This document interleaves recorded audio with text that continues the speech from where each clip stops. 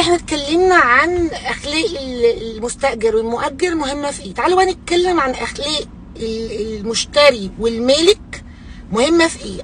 عشان في كذا حاله من حالات البيع والشراء، كذا عمليه، وكل عمليه ليها مسمى. يعني في عمليه التنازل اللي هي بتتم في الشركه، والعملاء غالبا الخير مساء النور، ازيك، اتفضل، شكرا، امضي، امشي.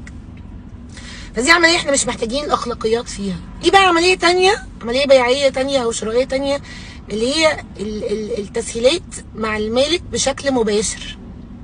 لا، انا هنا لازم اشوف طول ما احنا ماشيين بنعمل العقد الكلام بيتغير، التواريخ بتتغير. بكلم بالنسبه للمشتري ان هو مثلا يداني تواريخ معينه، قيمه معينه في اوقات معينه، ورجع غير تاني. انا جاي اخلص وما جاش، رجع غير تاني. لا، يستحيل ارشحه للمالك عندي، يستحيل. ليه؟ لان هو ما دام مش ملتزم بكلمته عمره ما هيلتزم مع المالك بتاعي بطريقه الدفع.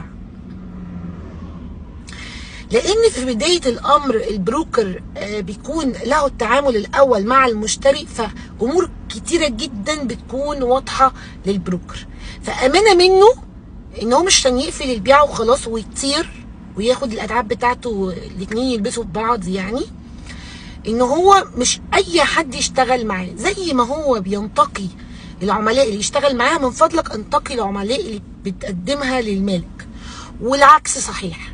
يعني برضو في ملاك بيرجعوا في كلامهم، ما تشتغلش معاهم وما ترشحهمش للمشتري بتاعك، وما تحطوش في موقف ان هو ممكن يروح يعمل شيك مصرفي، او ان هو يبقى خلاص رتب حساباته واموره على انه يشتري وبعدين يجي الملك يختفي. بيبان يا رينا؟ طبعا يا فندم، ده احنا بروكرز عارفين كل حاجه، عارفين كل حاجه.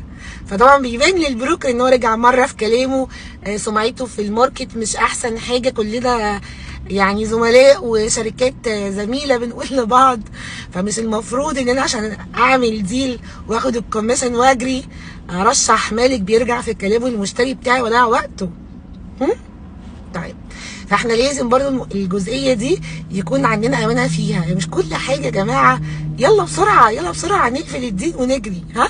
في قاعده عملاء المفروض انك طول الوقت بتبنيها على مدار السنين اللي بتشتغلها.